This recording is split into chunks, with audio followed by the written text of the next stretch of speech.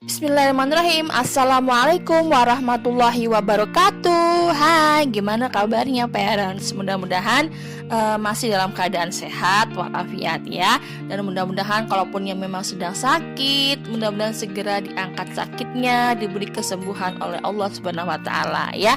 Nah, kemarin saya sudah membahas tentang manfaat membacakan buku untuk anak. Kali ini saya akan membahas manfaat membacakan buku untuk anak bagi orang tua. Nah, ternyata bagi orang tua pun ada manfaatnya juga. Jangan salah ya. Jadi buat ayah ibu yang mungkin kadang merasa, aduh aku ngantuk nih bacain buku, aduh anakku tuh masih bayi, ngapain dibacain buku. Ternyata itu ada manfaatnya loh untuk kita sendiri sebagai orang tua, bukan cuman untuk anak. Kira-kira manfaatnya apa aja ya? Dengerin terus ya. Oke, sekarang saya mau membahas manfaat pertama. Manfaat membacakan buku untuk anak bagi orang tua. Yang pertama adalah bonding dengan anak. Ini pasti ya, karena seperti yang saya bilang bahwa membacakan nyaring atau membacakan buku untuk anak secara nyaring ini hanya ada orang tua, ada anak dan juga buku, tanpa ada intervensi dari pihak lain. Tidak ada gadget, tidak ada kakek nenek, tidak ada misalkan om atau misalkan babysitter, hanya berdua aja dan buku gitu, sehingga mau tidak mau akan menimbulkan bonding time ya kepada orang tua dan anak. Gimana orang tua meluangkan waktu, orang tua berquality time dengan anak, meluangkan waktu 15 menit dari 24 jam yang dia punya. Kadang-kadang kita membacakan buku bersama anak, kadang mungkin sambil dipeluk anaknya, atau mungkin sambil, kalau anaknya masih bayi, masih menyusui, sambil saling berpandang-pandangan. Wah, itu romantis banget. Mungkin ada beberapa orang tua yang sepulang kerja capek meluangkan waktunya ya. Tapi percaya deh, bonding time ini mungkin kita tidak akan lihat hasilnya secara singkat, secara instan. Tapi ketika kita secara rutin meluangkan waktu berquality time dengan anak, salah satunya dengan bacakan buku untuk anak, maka kita akan lihat hasilnya adalah nanti beberapa tahun ke depan ya. Nggak mungkin secara instan, nggak. Apalagi kalau misalkan ayah ibu baru punya baby yang masih bayi, malah alhamdulillah istilahnya dari kecil sudah bisa di bonding time, dibacakan buku anak. Nanti akan terlihat hasilnya mungkin 3 tahun ke depan, 4 tahun ke depan. Istilahnya kayak kita menabung apa yang kita tanam gitu loh ya. Jadi buat ibu-ibu yang masih menyusui pun nggak apa-apa membacakan buku anak sambil menyusui anaknya, sambil istilahnya mungkin anaknya menyusui, atau mungkin sambil kalau anaknya melek gitu ya, anaknya melek dibacain buku gitu. Kadang-kadang kita suka bingung kalau anak bayi, aduh diapain ya, diajak main juga bingung. Nah, dibacain buku aja gitu loh ya.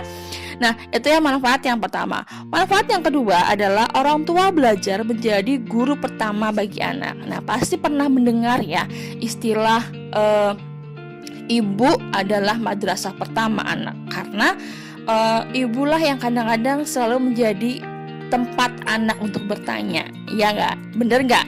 Karena anak bertanya ini, itu pasti ke ibunya. Nah, dengan kita membacakan buku, kita mengenalkan pertama kali konsep buku gitu ya.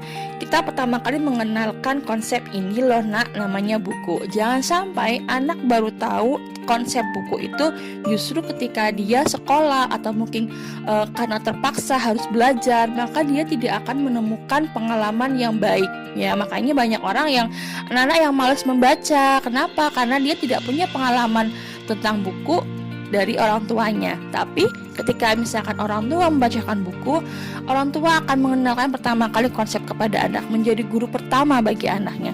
Menjadi guru ini bukan berarti istilahnya belajar berhitung segala macam, enggak, tapi istilahnya mengenalkan pengalaman membacakan buku gitu loh untuk anak, sehingga anak pun akan menjadi lebih dekat, anak pun akan menjadi lebih percaya kepada orang tuanya untuk bertanya. Jadi tempat untuk bertanya apapun ya. Jadi ya memang orang tua kan memang seharusnya menjadi guru bagi anaknya ya, sedangkan guru di sekolah adalah hanya untuk membantu. Makanya sekarang kalau misalkan daring gini tuh orang tua jadi kerasa banget nih jadi guru ya masa-masa daring ini. Tapi ya sudahlah ya, kan itu kan masa pandemi gitu kan. Nah, jadi ayah ibu jangan lupa untuk menjadi guru pertama bagi anaknya. Lalu manfaat yang ketiga adalah belajar komunikasi dengan anak. Nah, ini penting banget. Ya, kadang-kadang kita suka melihat ya, ada orang tua yang tidak bisa berkomunikasi dengan anaknya, bahkan ketika anaknya sudah dewasa, kadang-kadang tidak terjalin komunikasi yang baik. Nah, mungkin ini diantaranya karena tidak ada komunikasi dari kecil, tidak terbiasa berkomunikasi dari kecil. Nah, dengan membacakan buku untuk anak, maka orang tua dan anak pun terbiasa untuk berbicara minimal 15 menit ya.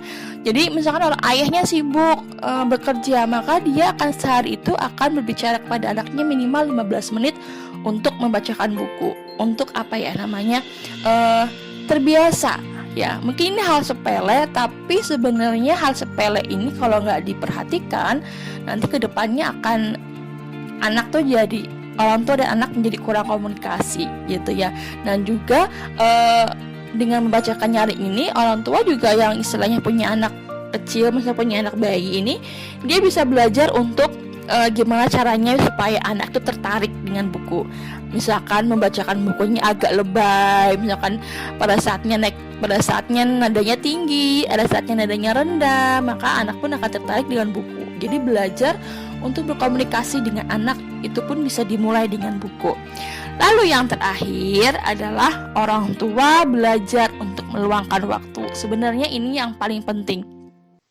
Kadang-kadang kita sudah terbiasa dengan gadget, terbiasa dengan TV, kita nggak bisa hidup tanpa HP gitu ya. Nah, dengan adanya membacakan buku untuk anak ini, maka kita dipaksa untuk menahan ego kita. Jadi mungkin entah itu mungkin habis isya, entah itu mungkin habis maghrib, kita singkirkan dulu, kita simpen dulu gadgetnya sementara untuk bisa menemani anak kurang lebih minimal lah 15 menit. Syukur-syukur kalau misalkan lebih dari itu ya, untuk menemani bermain, menemani membacakan buku, sehingga kita tidak akan kehilangan momen-momen kebersamaan. Ya ngantuk ya. Kalau saya dulu pengalaman itu kadang-kadang udah ngantuk, udah capek dengan segala urusan rumah tangga, kalau udah membacakan buku itu kadang-kadang ngantuk, bukunya jatuh ke kepala saya gitu kan, lumayan sakit. Apalagi kalau bukunya Halo Balita ya, itu kan buat-buat banget tuh.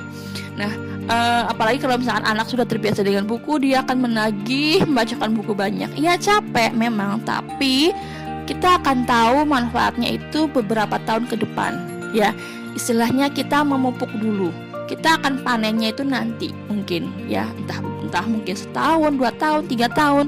Jadi tidak bisa kita membacakan buku anak terus langsung anak bisa baca, itu kan enggak. Karena sebenarnya konsep membacakan buku anak itu tidak untuk mengajari anak membaca, enggak, tapi mengajari anak untuk mencintai buku, untuk mengenal konsep buku, sehingga ketika anak sudah suka dengan buku, sudah mengenal konsep buku, maka dia pun secara otomatis akan kepengin bisa membaca buku sendiri, sehingga keinginan untuk membaca itu bisa timbul gitu ya. Ini sih pengalaman aja sebenarnya, sharing-sharing ya. Jadi itu tadi, mudah-mudahan bisa bermanfaat untuk ayah ibu semuanya. Ayo kita luangkan waktu kita sebentar untuk masa depan anak kita ya. 15 menit yang berharga gitu. Mudah-mudahan bermanfaat. Jangan lupa untuk, kalau bermanfaat jangan lupa untuk di like, di subscribe gitu ya. Kalau misalkan bermanfaat juga bisa di share ke teman-teman yang lain. Terima kasih. Wassalamualaikum warahmatullahi wabarakatuh.